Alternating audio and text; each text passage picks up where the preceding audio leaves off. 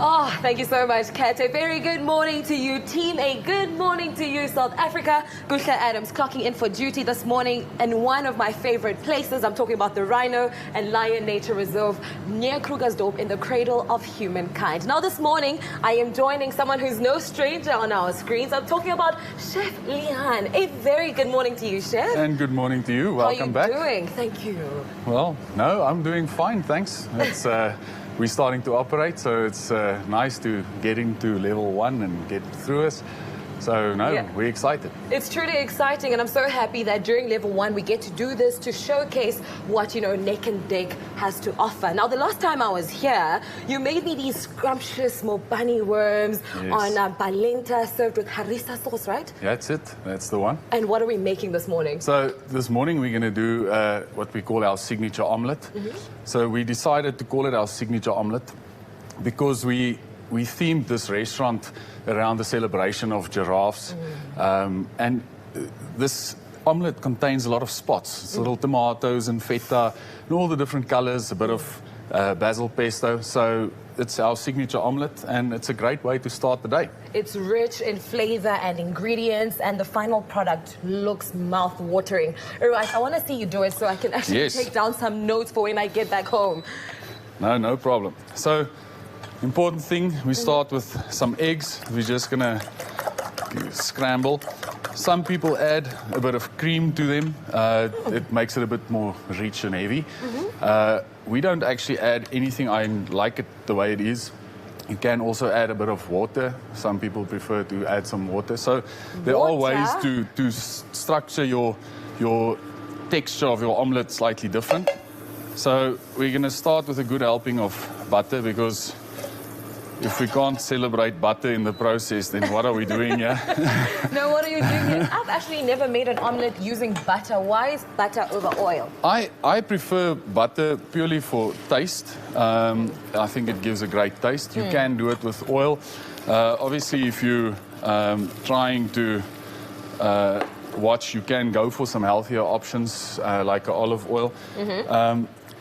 When you cook with the oils, it's sometimes also better to take an oil that's got a slightly higher burn temperature. So oils like sunflower and canola, even some peanut oil can work. All right. Then we're gonna give it a little bit of mozzarella cheese. I love cheese. It's always good to have a bit of a gooey center. I just sauteed some tomatoes, some cocktail tomatoes. I like using them because they're nice and sweet.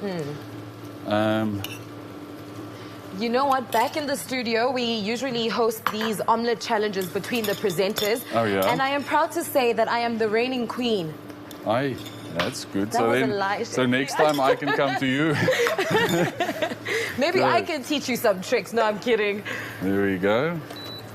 So we're going to just add a little bit of the chives and just a spot of pesto in there. And I'm just going to finish it off here in our pizza oven while we get our plate ready. Fancy. It's a great way to cook is with a pizza oven. And, we enjoy our fire, as you know, in this country. Does it add a special taste when you finish it off in that section? It obviously does have a bit of a wood smoke that goes around, so you can probably pick up a smokiness. Eggs are actually very good at absorbing flavors. So, you can probably taste a bit of the smoke in the finish. Definitely. Product. I can't wait to get tasting. But in light of Heritage Month, Chef, and also just celebrating our diverse heritage and cultures and traditions, how would you describe, the heritage of South African culinary? I actually think we've got probably the most exciting cuisine on this planet. They call it rainbow cuisine, or we're the melting pot. So we've been fortunate that we've had these influences come from all over the world, from the Malay to the Dutch to German. We've got all these different influences that came into our country, and the French Huguenots. So I think South Africa is the place where we took everyone's cuisines and we made it better.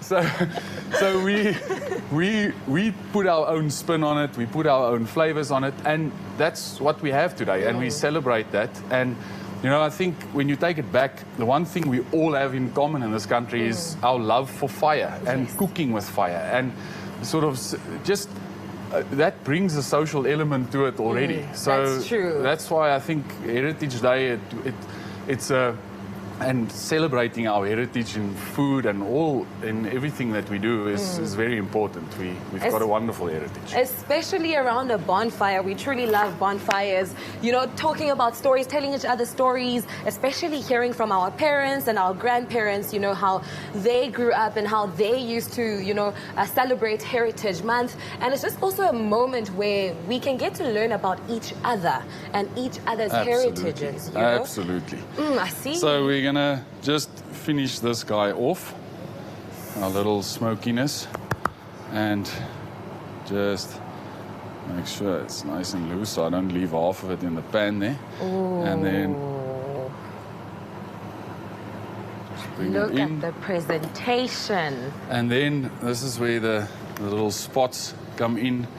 So we just give it our little finish and a little bit of pepper. Just putting on the finishing touches before. And some coarse salt. And maybe just a little bit of the greens. And there we go. There we go. I don't know if you'd like to sample some of that. With pleasure. This is actually my favorite part, especially when I'm with you, because you never fail. You never fail me. I love cheese, so I love the fact that you've incorporated different types of cheeses, and basil pesto is one of my favorite plant sauces. Is that correct? Am I saying Yeah, it's a herb sauce. I must say, for me as well, I like the aromatics of it. It's got such a nice flavor with, and it's intense. So with the tomatoes and the saltiness of the feta, it works wonderful. You, sir, have outdone yourself. This is truly delicious. I love the presentation that it represents. You know, your celebration of giraffes in the reserve and the cheesiness inside. Well, while I finish up my breakfast for champions, make sure to keep it locked right here on your Feel Good Breakfast Show, because when you return, we're going to be meeting someone special in light of World Rhino Day. Chef Lehan, thank you very much. It's an absolute pleasure.